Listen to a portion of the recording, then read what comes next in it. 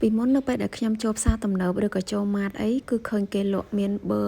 ម្នាស់ប៊ឺក្រូចហើយនិងប៊ឺស្ទ្រូប៊េរីហើយនិងប៊ឺប្រភេទផ្សេងៗទៀតដែលគេសម្រាប់លាបជាមួយនំប៉័ងខ្ញុំចូលចិត្តដោយសារតែវាមានរសជាតិឆ្ងាញ់ហើយខ្ញុំក៏គិតដែរខ្ញុំគិតថាប៊ឺទាំងអស់ហ្នឹងវារៀងពិបាកនៅក្នុងការធ្វើ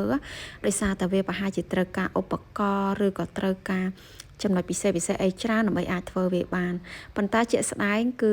វាអត់ពិបាកនៅក្នុងការធ្វើទេដូច្នេះថ្ងៃនេះខ្ញុំក៏បានសាកធ្វើជាមួយនឹងប៊ឺម្នាស់ដែលខ្ញុំបានទិញម្នាស់គេតែមួយផ្លែទេមួយផ្លែហ្នឹងគឺ1000រៀលអញ្ចឹងគឺយើងយកមកចិតសម្បកហើយនឹងចិតយកភ្នែកអីចេញឲ្យបានស្អាតរួចពុះជាពីរហើយនឹងយើងហាន់ម្នាស់ហ្នឹងគឺទៅជាដុំរាងតូចហើយសម្រាប់ម្នាស់គឺយើងអាចយករសជាតិរាងជូរអែមពេលដែលកាត់ម្នាស់បានរួចរាល់ហើយគឺយើងយកម្នាស់ហ្នឹងទៅដាក់ចូលទៅក្នុងម៉ាស៊ីនទឹកក្លុកហើយខ្ញុំបានបន្ថែមទឹកតិចយើងបន្ថែមតិចបានហើយដោយសារតែម្នាស់វាមានជាតិទឹកហើយពេលក្លុកទៅក៏វាចេញដែរប៉ុន្តែដោយសារតែបើយើងអត់ដាក់ទឹកសោះហ្មងខ្ញុំខ្លាចក្លុកទៅវាអត់សូវម៉ត់ណាចាអញ្ចឹងខ្ញុំក៏បន្ថែមបន្តិចទៅរួចយើងនឹងអាចក្លុកម្នាស់បានម៉ត់ល្អបែបហ្នឹងហើយមកគឺយើងយកតម្រងមួយមកហើយនឹងយើងចាក់ទឹកម្នាស់ដែលយើងបានក្លុករួចគឺយើងយកមកច្រោះ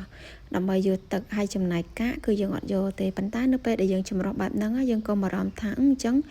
ដោយកាកនៅលើអស់ហើយអត់ធ្លាក់ទៅក្រោមមែនទេពេលដែលយើងចម្រោះដូចខ្ញុំអញ្ចឹងហើយចុងក្រោយគឺនៅសល់ប្រហែលជាមួយស្លាបព្រាបាយតែប៉ុណ្ណឹងឯងនេះគឺជាលទ្ធផលកាកដែលខ្ញុំបានច្រោះម្នាស់មួយផ្លែនឹងរួចអញ្ចឹងគឺវាសល់តិចមែនទែនការដែលយើងច្រោះបែបហ្នឹងធ្វើឲ្យប៊ឺរបស់យើងមានលក្ខណៈ smooth ឆ្ងាញ់ញ៉ាំទៅគឺដូចគេលក់នៅក្នុងហាងអញ្ចឹងបន្ទាប់មកគឺយើងយកទឹកម្នាស់ដែលយើងបានច្រោះរួចហើយគឺយើងយកមកដាក់នៅលើភ្លើងហើយសម្រាប់ភ្លើងគឺយើងប្រើកម្ដៅល្មមអត់ប្រើកម្ដៅខ្លាំងពេកទេរួចយើងបន្ថែមស្ករសហ្នឹងគឺចំនួន3ស្លាបព្រាបាយទៅហើយនឹងអំបិលហ្នឹងគឺមួយចិបដាក់តែបន្តិចបានហើយដើម្បីកុំឲ្យវាផ្អែមមុតណាសម្រាប់ការកូរនេះផងដែរគឺយើងប្រើពេលរៀងយូរដែរដើម្បីឲ្យប៊ឺរបស់យើងគឺវាបាន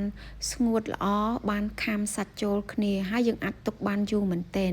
នៅពេលដែលយើងកូរបានដាច់ទឹកគឺយើងមិនចាំបាច់រក្សាក្នុងទូទឹកកកឲ្យយើងទុកនៅក្រៅក៏អាចញ៉ាំបានយូរថ្ងៃដែរ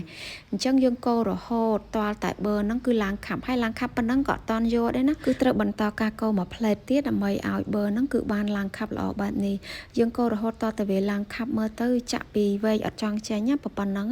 ទើបយើងអាចរក្សាទុកបានយូរហើយសម្រាប់ប៊ឺម្នាស់នេះផងដែរគឺការរក្សាទុកមិនចាំបាច់រក្សាទុកក្នុងទូទឹកកកក៏បានដែរទុកនៅក្រៅក៏វាអត់ខូចដែរដោយសារតែយើងកូរបានដាច់ទឹកល្អមែនទែនអញ្ចឹងវាមានរសជាតិឆ្ងាញ់ប្លែកឈ្ងុយហ្មងសូម្បីតែកូនរបស់ខ្ញុំគាត់ញ៉ាំហើយក៏គាត់មានអារម្មណ៍ថាឆ្ងាញ់ដែរនេះប៊ឺដែលខាប់ល្អគឺបែបហ្នឹងគឺចាក់ទៅអត់ចង់ចេញពីឡាព្រាហើយយើងអាចយកមកលាបជាមួយនឹងនំប៉័ងជ្រុងប្រភេទនេះក៏បានឬក៏ញ៉ាំជាមួយនឹងនំប៉័ងយើងសាបធម្មតាហ្នឹងក៏បានដែរគ្រាន់ថាវារៀងត្រូវជាងជាមួយប្រភេទនំប៉័ងជ្រុងបែបនេះយើងយកមកលាបអញ្ចឹងមកហើយញ៉ាំទៅខ្ញុំនិយាយមែនគឺមានរសជាតិឆ្ងាញ់ប្លែកហើយទំនងខ្លាំងហើយបើសិនមកបងប្អូនអ្នកដែលធ្លាប់ធ្វើសាកអីគឺអាចសាកធ្វើញ៉ាំបានដោយសារតែយើងធ្វើហើយរក្សាទុកបានយូរថែមទាំងចំណាយឲ្យលុយតិចថែមទៀតផង